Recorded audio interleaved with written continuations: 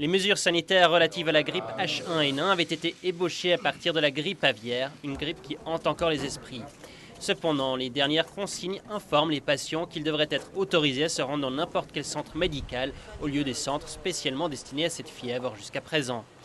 Les voyageurs ne seront plus soumis au contrôle de quarantaine dans les aéroports sauf cas exceptionnels.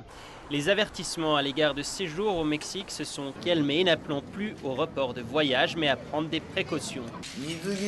J'aimerais modifier notre stratégie et nos efforts pour arrêter la catastrophe à nos frontières. Cependant, l'atmosphère au Japon demeure tendue au sujet des personnes ayant été contaminées.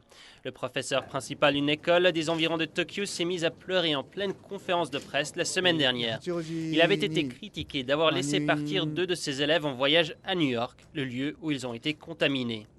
Le masque est devenu un accessoire essentiel et porté quotidiennement dans la plupart des foyers d'infection. Cela a même conduit à une pénurie de masques à Tokyo.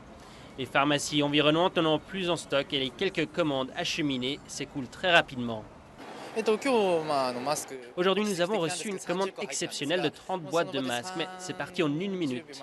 La polémique s'installe sur la réelle utilité du port du masque. Certains n'y voient aucune certitude de protection.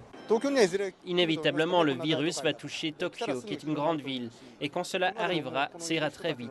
Je suis certain qu'au moment où nous nous parlons, des personnes infectées passent à côté de nous, mais seulement nous ne le savons pas encore. Tandis que d'autres hésitent. Je pensais commencer à porter le masque, mais pour le moment, nous recevons des informations qui sont contradictoires, alors je ne sais plus quoi penser. Cela n'a pas empêché certains d'écouler leur stock de masques à profit via Internet.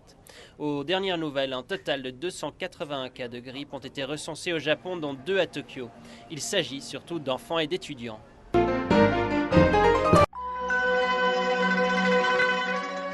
100 millions de personnes méditent paisiblement. Elles suivent les principes d'authenticité, bienveillance, tolérance.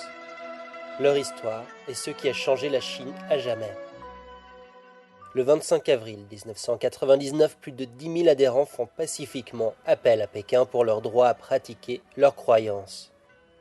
Le commandement du parti central a été terrifié. L'homme qui a juré d'éliminer le Falun Gong en 3 mois, sa jalousie va le pousser à tuer des milliers de personnes.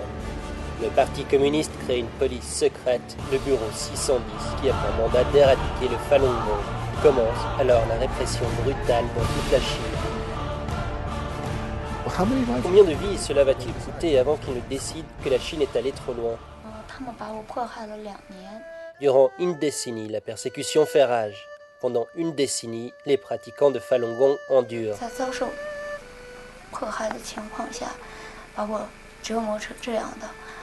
都给我卸开吧，怕什么呢？